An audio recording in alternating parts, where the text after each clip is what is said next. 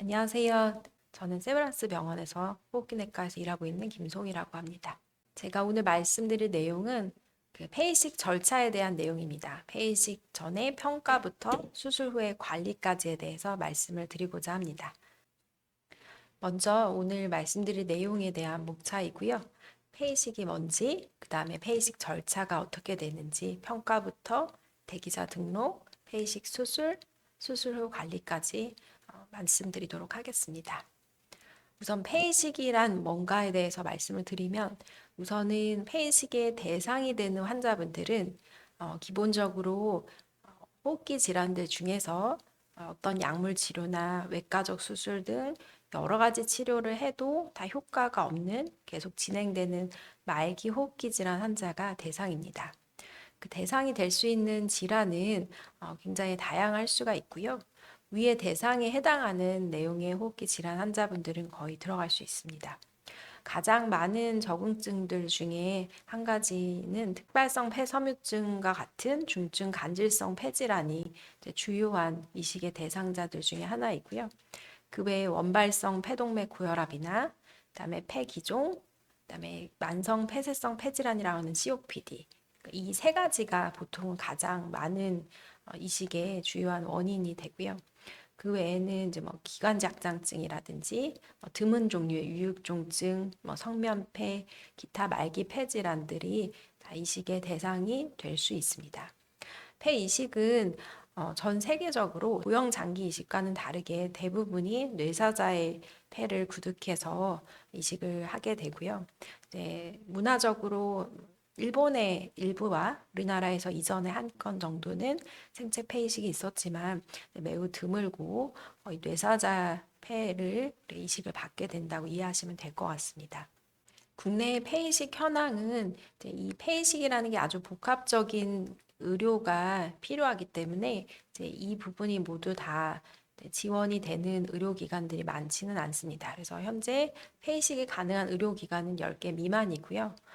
예전에는 아주 좀 적었다가 이 건수가 최근에 좀 전국적으로 늘어나고 있고요. 이 관련은 당시 뭐 코로나나 이런 다양한 여러 가지 요인들 때문이긴 합니다. 그래서 최근에 2023년에는 전국에서 한 200건 이상 폐이식이 진행이 되었습니다.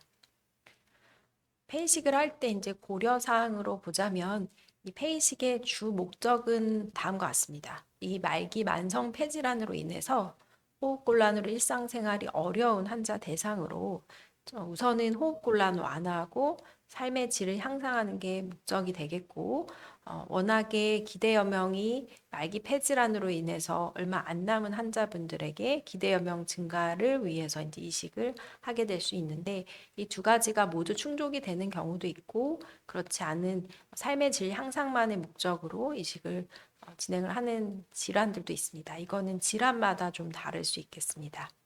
폐이식 시행 시의 주요 고려 사항은 한 가지는 아니고 당연히요. 이 대상 질환이나 대상 환자나 이식 시점 등을 일단 적절하게 판단하는 것이 첫 번째로는 중요하겠습니다.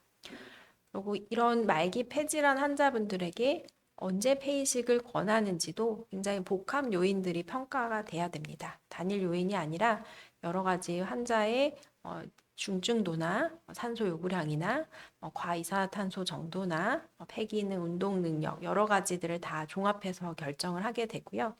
기본적인 개념은 이 만성호흡기 질환을 앓고 있는 환자가 여러 가지 기능적인 문제를 보이면서 이식을 시행하지 않았을 경우에는 기대 여명이 1, 2년 이하로 예측되는 환자에 있어서 폐이식 기관으로 의뢰되는 것을 일반 국제 가이드라인에서는 권장을 하고 있습니다.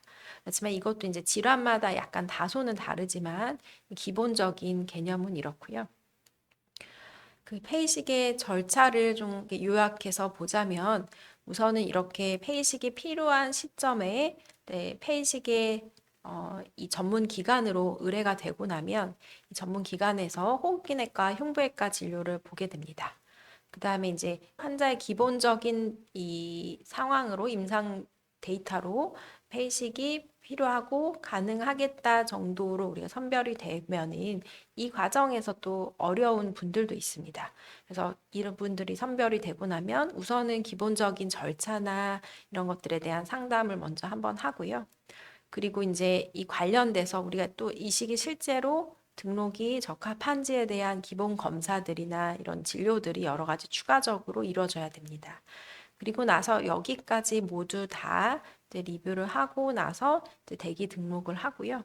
그리고 이런 응급도 분류 및 관리가 이제 대기자로서 되다가 이제 뇌사자가 발생했을 때 피해자로 선정이 되고 나면은 이식을 받게 되고요. 이런 이식 받기 위한 수술 전에 기본적인 준비를 하고 폐이식 수술을 받게 되는 게 이게 큰 절차 과정이라고 이해하시면 되겠습니다.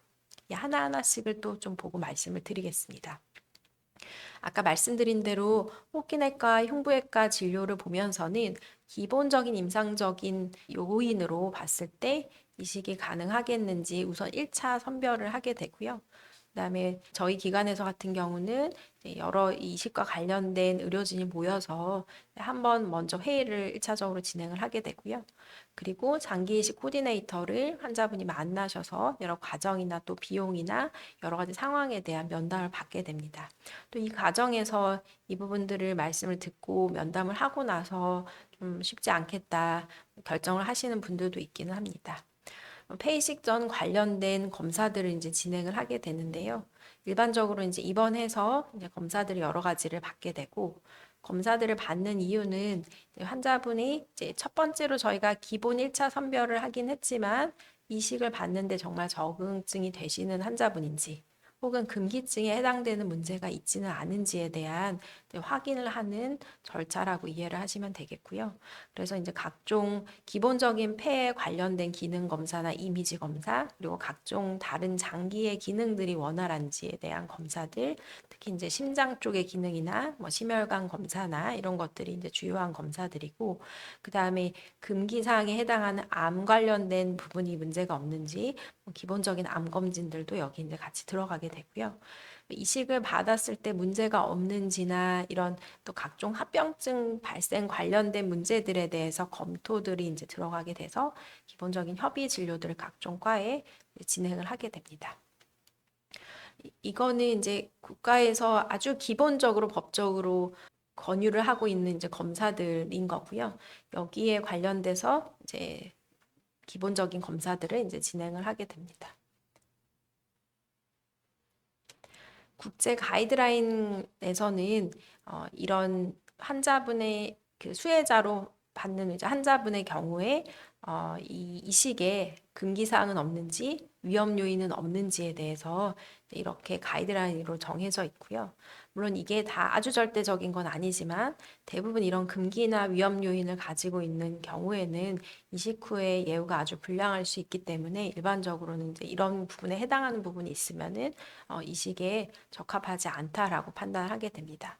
그래서 금기증으로는 종양이 있거나 그 다음에 신장 기능이나 심장 기능이 아주 문제가 있거나 뇌혈관 질환에 최근에 앓은 적이 있거나 간 기능이 몹시 나쁘다거나 폐혈증 쇼크나 심각한 감염들이 있을 때 그리고 인지장애가 계속 진행한다거나 전신 기능 자체가 많이 저하돼서 일단 활동이나 이런 것들이 너무 어렵다거나 혹은 이제 뭐 마약이나 알코올이나 흡연 같은 데 문제가 계속 그 중독이 있어서 추후에도 이런 수능도에 문제가 있을 걸로 추정이 되는 환자분들은 이식의 금기 사항에 해당합니다.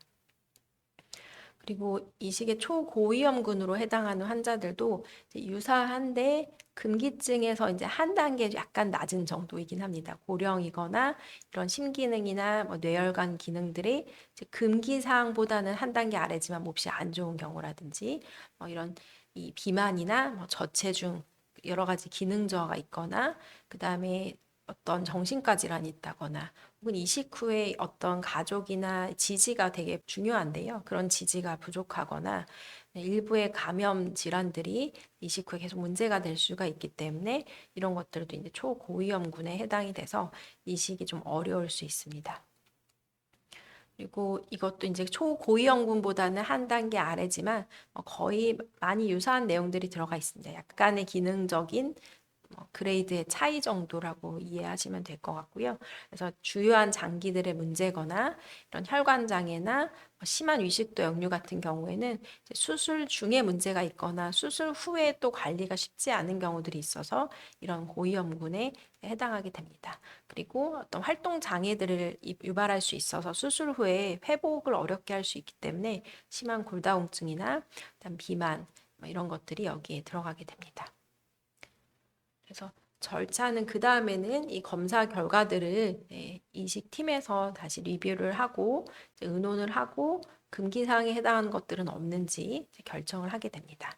그래서 이제 이식 대상자로 적절하겠다고 판단이 되면은 코너스에 대기 등록을 하게 되고요. 그 다음에 응급도를 어떤 응급도에 해당하는지 확인을 하고 대기자로서 관리가 됩니다. 그 응급도라는 거는 이 응급한 정도의 기준을 마련해 놓은 거고 이에 따라서 이 환자의 상태야 어느 정도 응급한지를 파악하는 건데 명확하게 규정이 있고요.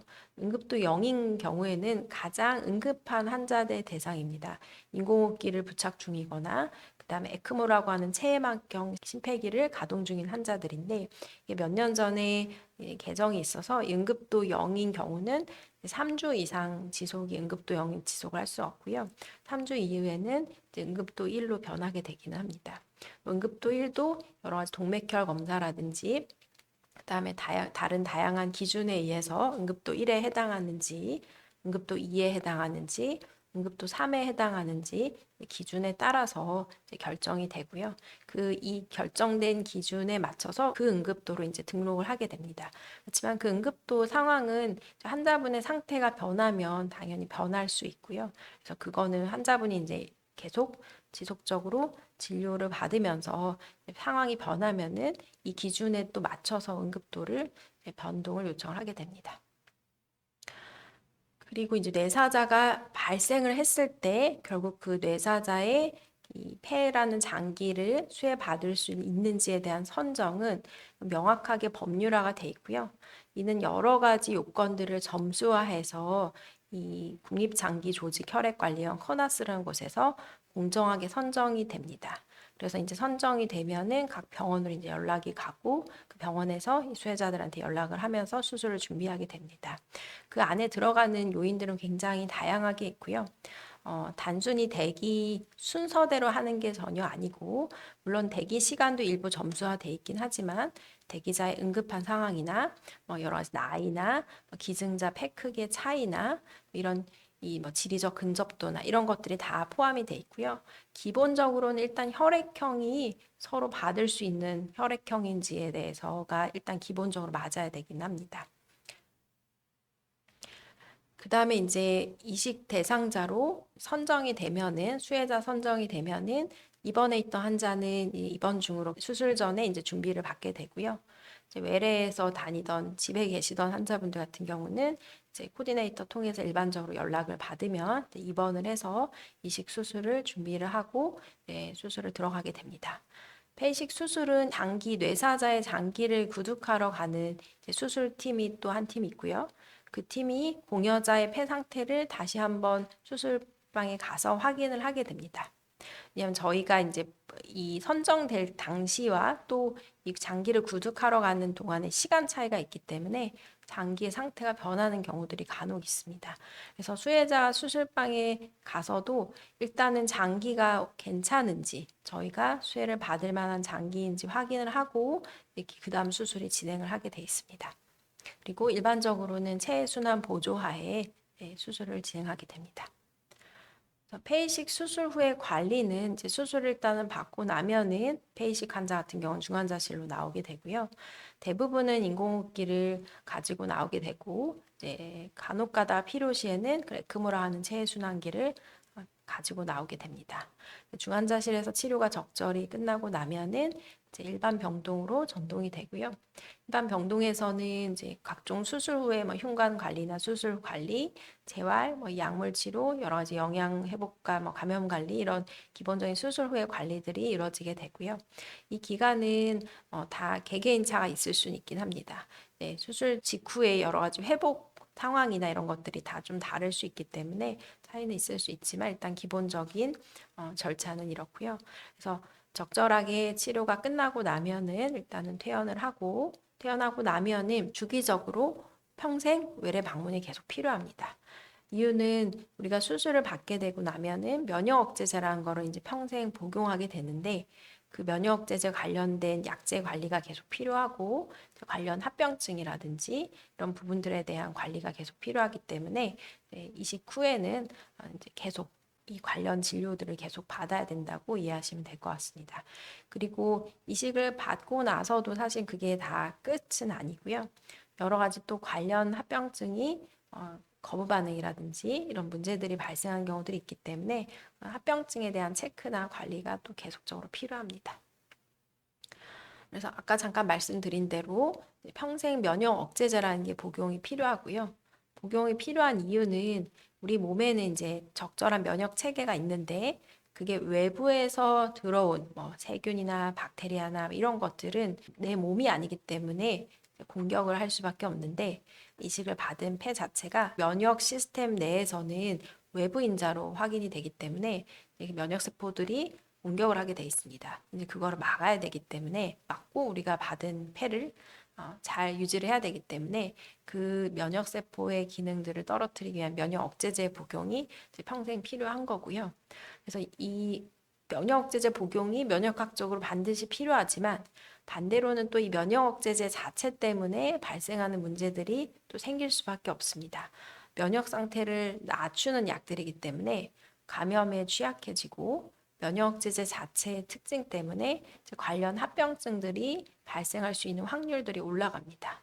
백내장이나 뭐 고혈압, 당뇨, 고지혈증이나 신장 기능 이상이나 골다공증 같은 그런 합병증들이 발생할 확률이 올라갈 수 있기 때문에 이 부분에 대한 점검이 계속 필요합니다. 그래서 일반적으로 폐이식을 하고 나서 면역제제 사용은 타크롤리무스나 사이클로스포린이라는 종류, 그다음 스테로이드, 마이코페놀레이트나 아자시오프린이라는 조합으로 많이 사용하게 되고요. 이 조합은 기간마다 약간 좀 다를 수는 있긴 합니다. 대부분은 이제 비슷한 조합으로 사용을 하게 되고요. 근데 이게 이 면역 억제제 사용의 농도나 타겟하는 정도가 다른 고형장기 이식에서보다 폐이식의 경우가 좀 더 높습니다. 이 폐라는 장기가 면역학적으로 굉장히 활성화되어 있는 장기이기 때문에 이런 면역 억제제 사용이 좀 더 필요한 장기이고요.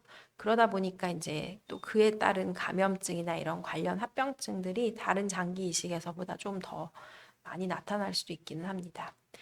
그리고 그 외에 또 이런 면역 상태를 우리가 낮추기 위해 면역 억제제를 먹지만 그럼에도 불구하고 면역 세포들이 확 활성화되면서 또 폐를 공격하는 일들이 결국은 거부 반응인데요. 그게 급성으로 발생하는 경우들이 급성 거부 반응이고 만성 거부 반응이라고 하기에는 여러 가지의 요건들이 다 이제 들어가 있긴 하지만 만성 동종 이식 부전이라는 게 그런 면역학적인 요인들이 일부 관여하는 것으로 되어 있습니다.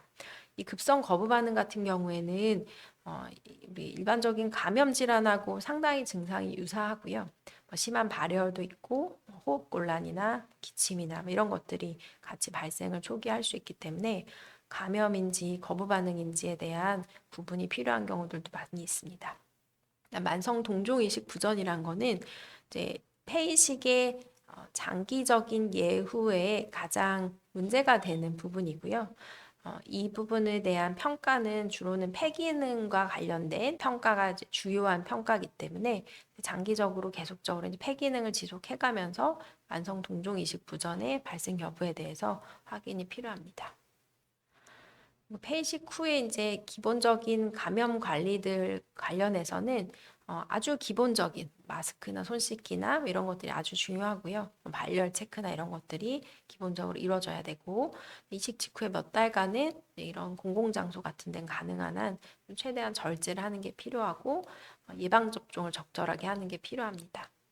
다양한 종류의 감염들, 바이러스나 곰팡이, 박테리아 같은 것들이 있을 수 있기 때문에 이에 대해서 의료진도 항상 이 부분에 대해서 주의를 기울이고 있고, 그다음 초반에 몇 개월 정도는 일부 예방약이 필요한 것들이 있습니다.